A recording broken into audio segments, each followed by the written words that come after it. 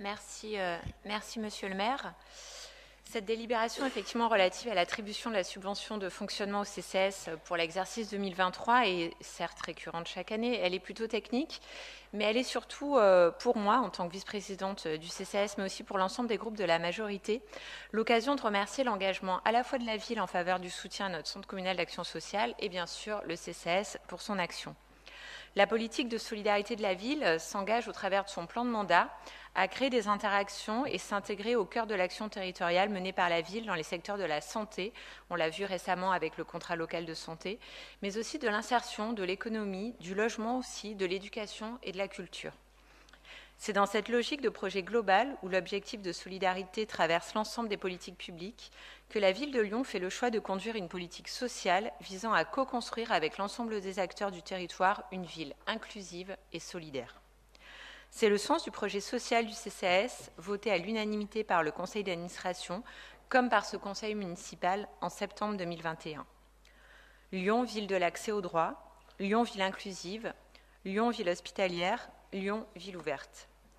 Pour ce faire, il nous faut dès lors faire des choix politiques pour protéger les personnes les plus démunies face à ces chocs successifs qui s'accélèrent. Le pouvoir d'achat stagne depuis une quinzaine d'années quand l'alimentation devient une variable d'ajustement. Aussi, il est nécessaire de disposer de moyens financiers conséquents. En effet, il faut se souvenir que cette subvention d'équilibre s'élevait en 2018 à 11 millions d'euros. Nous avons porté un effort significatif en 2021 pour la porter à 12,2 millions d'euros et l'amener en 2022 à 13,2 millions d'euros, rattrapant ainsi les années 2014. Ce rattrapage donc nous permet de lancer des projets et de mener des actions à la hauteur de nos ambitions. Sans chercher l'exhaustivité, je peux citer un nouveau restaurant social, une épicerie sociale et solidaire, un tiers-lieu alimentaire, une laverie solidaire, une politique d'hébergement exigeante et une dynamisation de notre politique du bien vieillir. Car devant cette confluence de la crise sociale et de la crise environnementale, nous ne pouvons plus nous permettre de manquer d'imagination. Et le CCAS n'en manque pas. Le CCAS est sur tous les fronts. Mener des projets innovants, porter des dossiers de fond, régler des problématiques d'urgence comme l'ouverture de gymnases, reloger des familles à la rue, accorder des aides facultatives, traiter les demandes de domiciliation, intégrer la prime Ségur, travailler sur l'extension des places en EHPAD, tout en assurant bien sûr le quotidien de ces missions. Ce professionnalisme, cet engagement et cette réactivité nous obligent à lui permettre d'assumer ses missions d'intérêt général en approuvant cette subvention d'équilibre.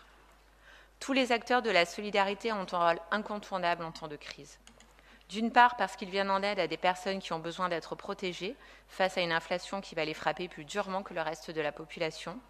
D'autre part parce que si l'aide destinée à ces publics fragiles venait à s'interrompre du fait de la situation économique, les conséquences pourraient être dramatiques. Pour autant, nous le savons, les communes ne pourront pas seules faire face aux crises que nous traversons et que subissent de plein fouet les 15% de Lyonnaises et Lyonnais les plus précaires. Nous devons donc protéger ce que le contexte social fragilise. En ce sens, l'Union nationale des CCAS en appelle au président de la République pour prendre de véritables mesures en faveur des plus modestes. Mais surtout, nous rappelons que l'accueil ne doit en effet plus voir les administrations centrales se défausser sur les communes qui sont à bout de souffle et à bout de ressources. Je rappelle, mais c'est surtout le Code de l'action sociale et des familles qui le dit, toute personne sans-abri, en situation de détresse médicale, psychique ou sociale, a accès à tout moment à un dispositif d'hébergement d'urgence. En référé, le Conseil d'État vient de reconnaître que l'absence d'hébergement d'urgence pour une famille porte gravement atteinte à une liberté fondamentale. C'est pour l'ensemble de ces raisons que notre majorité soutient sans réserve l'action menée et conduite par le CCAS de Lyon, à travers lui par ses administrateurs, que je remercie pour leur active participation et leur présence, et bien sûr les agents, avec une mention particulière pour son directeur général, qui nous rappelle à chaque instant littéralement le sens de l'expression « couteau suisse ». Soyons fiers de notre service public.